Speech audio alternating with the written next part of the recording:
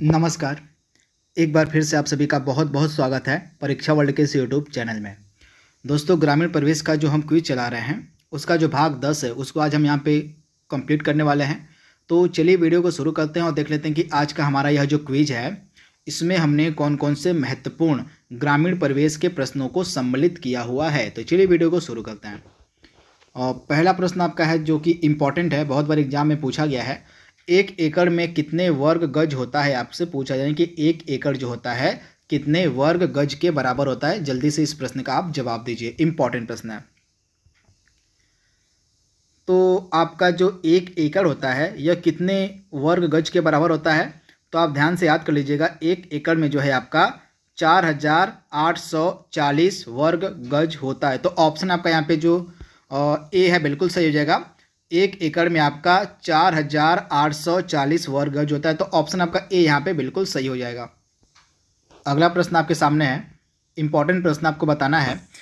उत्तर प्रदेश में प्रचलित धरातल की माप में से कौन सा सही है, यानी कि ये 4 धरातल की माप दी गई हैं, इनमें से आपको बताना है कि कौन सा सही नहीं है। यहाँ पे पूछा गया है इसमें से 4 जो धरातल के माप दिए गए हैं इनमें से कौन सा सही नहीं है उत्तर प्रदेश के संदर्भ में। यह जो प्रश्न आपका लेखपाल की जो परीक्षा हुई थी चकबंदी लेखपाल के 2015 में यह प्रश्न पूछा गया था। इसके अलावा जो पहला प्रश्न में डिस्कस किया है वह भी राजस्व लेखपाल की परीक्षा 2015 में पूछा गया था, तो इसे आप याद कर लीजिएगा।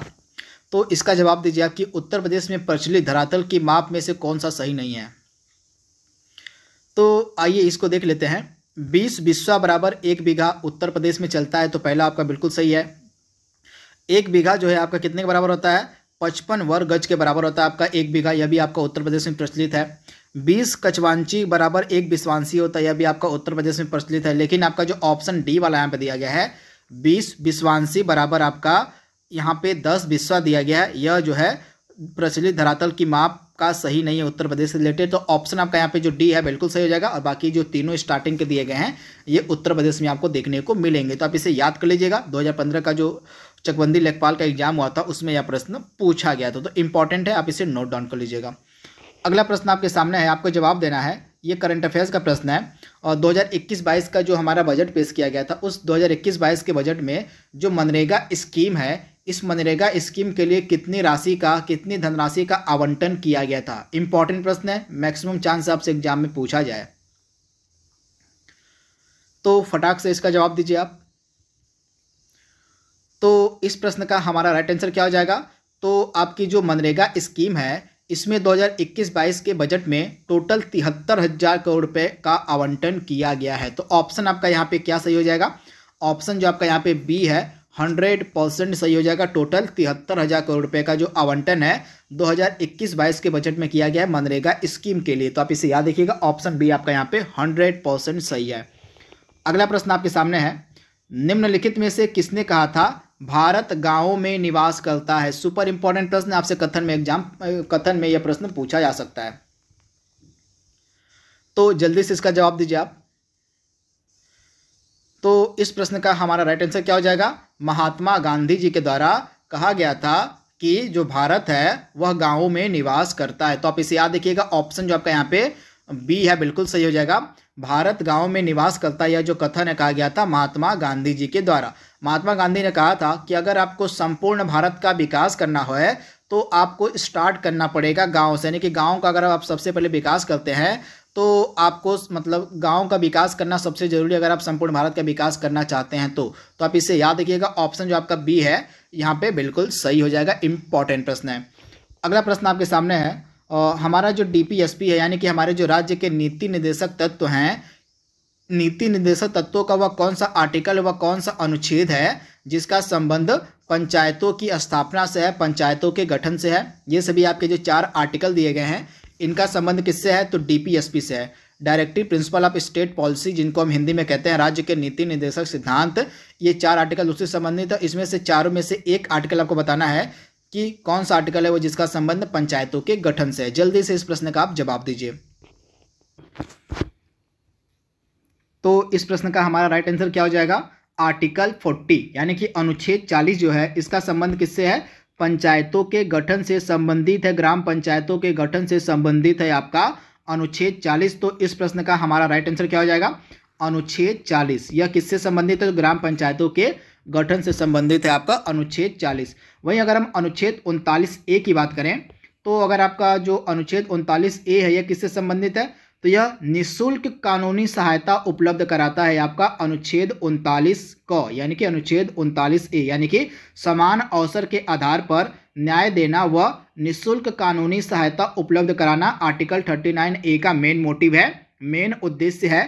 तथा आपका जो आर्टिकल 39A था यह 42nd जो अमेंडमेंट हुआ था हमारा 1976 में, उसी के तहत यह आर्टिकल ऐड किया गया था DPSP में, तो आप इसे याद रखिएगा। वहीं जो आर्टिकल जो 44 इसका संबंध किससे है? तो समान नागरिक संहिता से संबंधित है आपका आर्टिकल 44। इसके अलावा आर्टिकल 51 किससे संबंधित है? तो अंतर्राष्ट्रीय शांति एवं सुरक्षा की अभिवृद्धि से संबंधित आपका अनुच्छेद 51। इन चारों आर्टिकल के बारे में आपको याद रखना है। ये सभी चारों आर्टिकल जो है आपके किससे संबंधित है? तो राज्य के नीति निर्देशक सिद्धांतों से संबंधित है।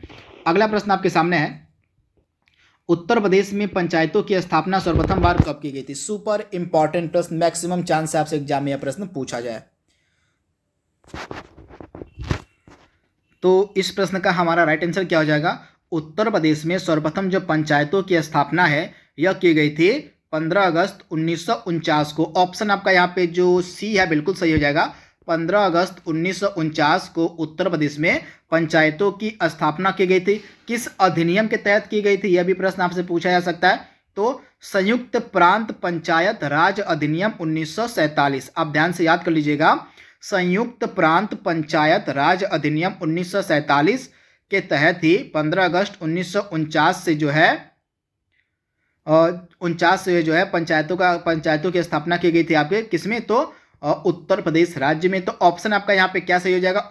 मतलब ऑप्शन सी आपका यहाँ पे 100% सही है। आप इसे नोट डाउन कर लीजिएगा, आप इसे याद कर लीजिएगा। दोस्तों अगला प्रश्न आपके सामने है जो कि इंपॉर्टेंट है, यह भी आपका करंट अफेयर्स का प्रश्न है। आपको बताना है कि हाल ही में केंद्रीय मंत्रिमंडल जो हमारा है उसके द्वारा प्रधानमंत्री आवास योजना ग्रामीण की जो अवधि है बढ़ाकर कब तक कर दी गई है? सुपर इंपॉर्टेंट प्रश्न। तो इसकी अवधि बढ़ाकर कब तक कर दी गई है? इंपॉर्टेंट प्रश्न आपसे एग्जाम में डायरेक्टली पूछा जा सकता है। तो इसकी जो अवधि है वो बढ़ाकर 2024 तक कर दी गई, यानी कि ऑप्शन आपका यहाँ पे जो बी है बिल्कुल सही हो जाएगा। ऑप्शन बी आपका यहाँ पे बिल्कुल सही हो जाएगा। तथा इस योजना का उद्देश्य क्या था? प्रधानमंत्री आवास योजना का यह जो योजना थी इंदिरा गांधी आवास योजना के नाम को बदलकर प्रधानमंत्री आवास योजना स्टार्ट की गई थी 2015 में। तथा इसका उद्देश्य था 2022 तक सभी के लिए आवास। तो आप इसे देखिएगा।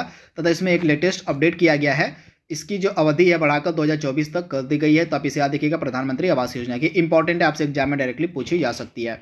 अगला प्रश्न आपके सामने है, the village in India. Important प्रश्न है, डायरेक्टली आपसे एग्जाम में यहाँ से प्रश्न देखने को मिल सकता है। तो आपका यह जो कार्यक्रम है पुस्तक जो है आपकी द विलेज इन इंडिया, इसको किसने लिखा है? इंपॉर्टेंट है, यह ग्रामीण विकास से संबंधित पुस्तक है, तो आपसे डायरेक्टली एग्जाम में पूछी जा सकती है।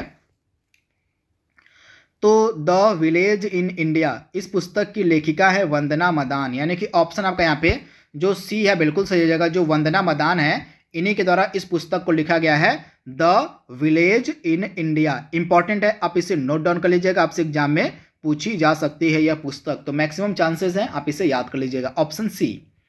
अगला प्रश्न आपके स्क्रीन पर है, राष्ट्रीय सामाजिक सहायता कार्यक्रम जो NSAP है इसको कब शुरू किया गया था? सुपर इंपॉर्टेंट प्रश्न। तो आपका जो राष्ट्रीय सामाजिक सहायता कार्यक्रम था इसको कब शुरू किया गया था? इंपॉर्टेंट है। तो इस कार्यक्रम को शुरू किया गया था 15 अगस्त 1995 को। ऑप्शन आपका यहाँ पे क्या सही हो जाएगा? ऑप्शन आपका ए यहाँ पे बिल्कुल सही हो जाएगा, आप इसे ध्यान से याद कर लीजिएगा। इसके बाद जो ऑप्शन यहाँ पे बी है ना, मैंने बताया, हाँ 15 अगस्त 1995 को जो है इस स्कीम को शुरू किया गया था जिसका नाम है राष्ट्रीय सामाजिक सहायता कार्यक्रम। अगर आप इस स्कीम के बारे में पूरे डिटेल में जानना चाहते हैं तो आज मैंने शाम में एक वीडियो अपलोड किया था ग्रामीण विकास मंत्रालय की योजनाओं का। उस योजनाओं में यह स्कीम भी सम्मिलित की गई है, क्योंकि इस योजना का जो क्रियान्वयन करता है आपका ग्रामीण विकास मंत्रालय। तो इसके बारे में अगर आपको पूरी डिटेल चाहिए तो आप हमारा आज का वीडियो देख लीजिएगा, इंपॉर्टेंट है। इस योजनाओं के अंतर्गत जो है 5 इंपॉर्टेंट अन्य योजनाओं का भी मतलब संचालन किया था इसी योजनाओं के अंतर्गत। तो पूरी डिटेल में अगर आपको जानना है तो हमारा वीडियो देख लीजिएगा आप।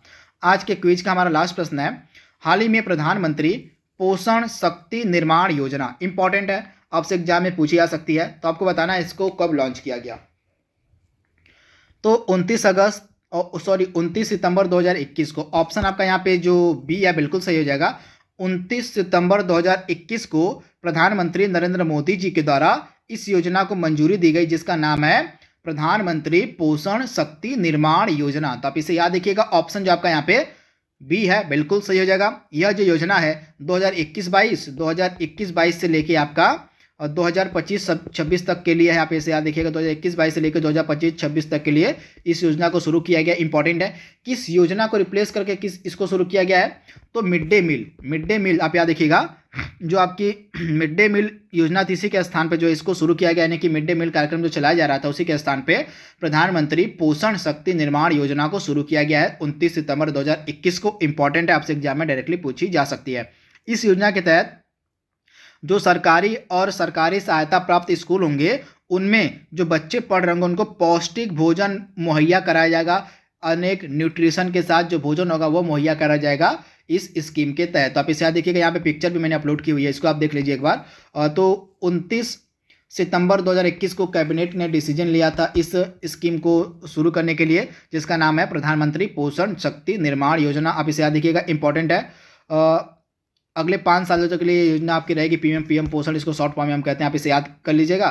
तथा इसके लिए जो टोटल बजट है वो 1,03,00,000 करोड़ रुपए 5 साल के लिए है। आप इसे याद रखिएगा, इसका बजट भी आपसे पूछा जा सकता है। तो यहाँ पे आप देख रहे हैं mid day meal in school renamed a national scheme for PM Poshan Shakti निर्माण। जैसा कि मैंने आपको बताया था, मिड डे मील कार्यक्रम के स्थान पर जो है इसको शुरू किया गया है। तो आप इसे याद रखिएगा, टोटल जो बच्चे होंगे